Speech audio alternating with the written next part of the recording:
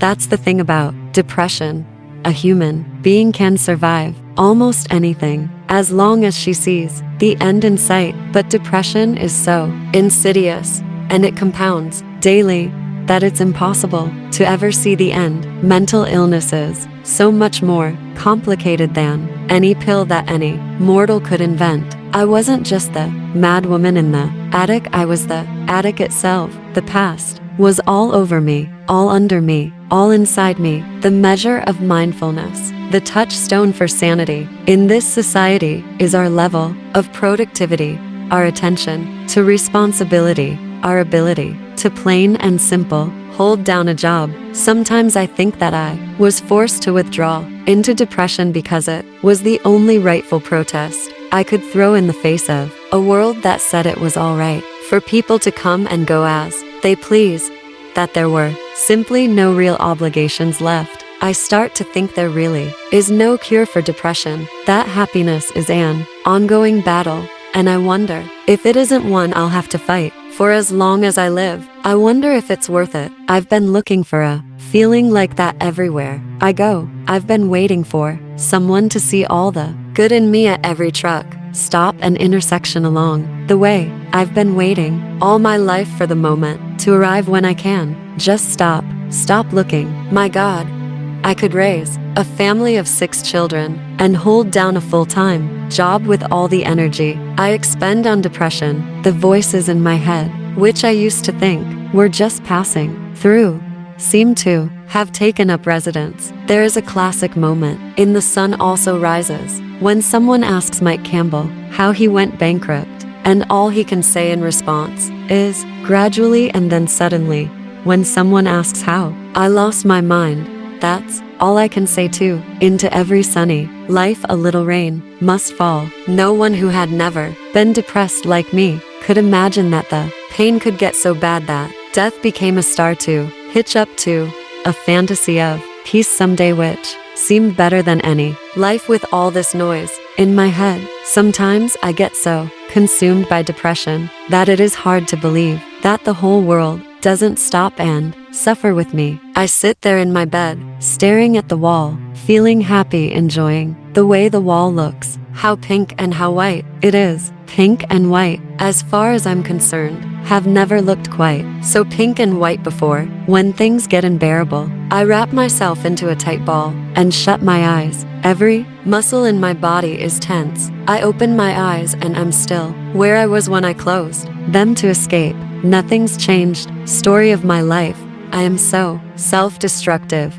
I turn solutions into problems. Everything I touch, I ruin. I'm Midas in reverse. I start to feel like I can't maintain the facade any longer, that I may just start to show through. And I wish I knew what was wrong. Maybe something about how stupid my whole life is. I faded into abstraction, a self-generated narcosis, created a painful blank where my mind used to be. In my case, I was not frightened in the least bit at the thought that I might live because I was certain, quite certain, that I was already dead. I wanted so much to forget the past, but it wouldn't go away.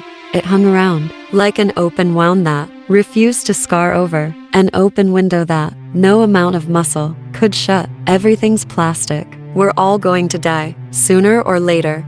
So what does it matter? People talk about the way disembodied spirits roam the world with no place to park themselves, but all I can think is that I am a dispirited body, and I'm sure there are plenty of other human mollusk shells roaming around, waiting for some soul to fill them up.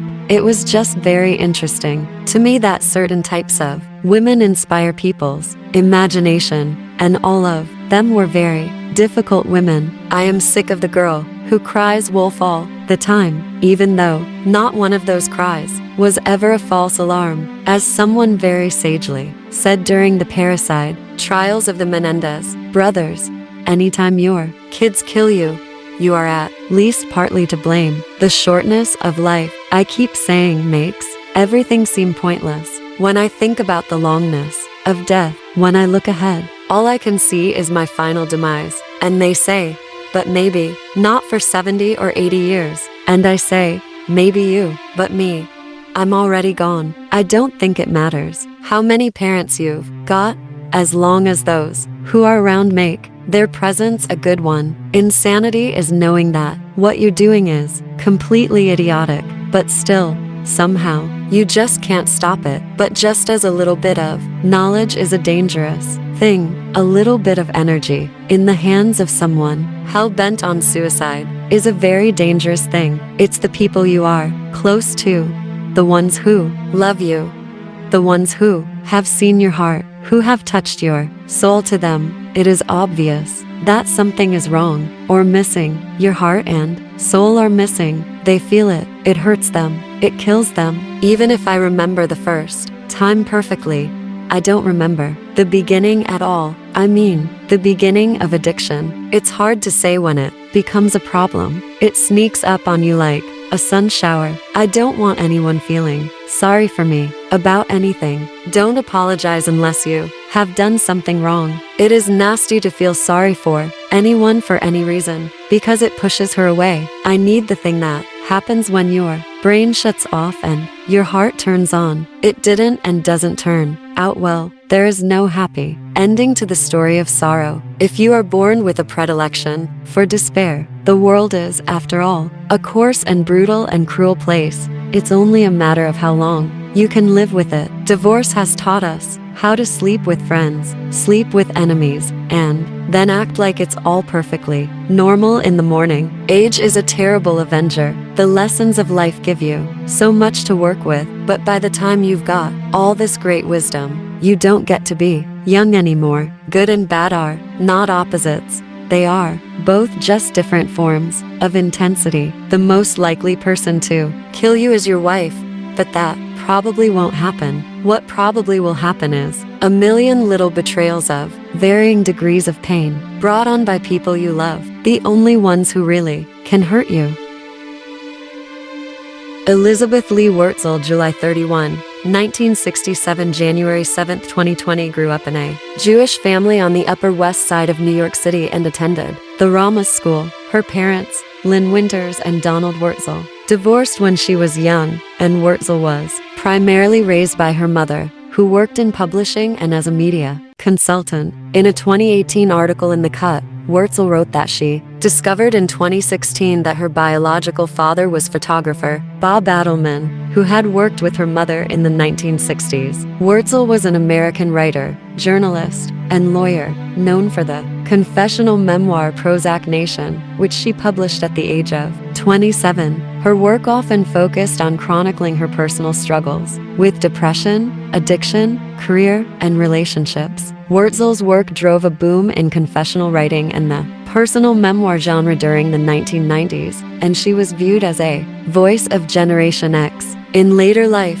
Wurtzel worked briefly as an attorney before her death from breast cancer. As described in her memoir Prozac Nation, Wurtzel's depression began between the ages of 10 and 12. Wurtzel admitted to cutting herself when she was in adolescence and of spending her teenage years in an environment of emotional angst, substance misuse, bad relationships, and frequent fights with family members. A gifted student with family wealth, Wurtzel went on to attend Harvard College, where she continued to struggle with depression and substance abuse. While an undergraduate at Harvard in the late 1980s, Wurtzel wrote for the Harvard Crimson and received the 1986 Rolling Stone College Journalism Award for a piece about Lou Reed. She also interned at the Dallas Morning News, but was fired after being accused of plagiarism. She received a B. degree in comparative literature from Harvard in 1989. Wurtzel subsequently moved to Greenwich Village in New York City and found work as a pop music critic for The New Yorker and New York Magazine. The New York Times book critic Ken Tucker characterized her contributions to the former publication as unintentionally hilarious. In 1997, Dwight Garner wrote in Salon.com that her column was so roundly despised that I sometimes felt like its only friend in the world.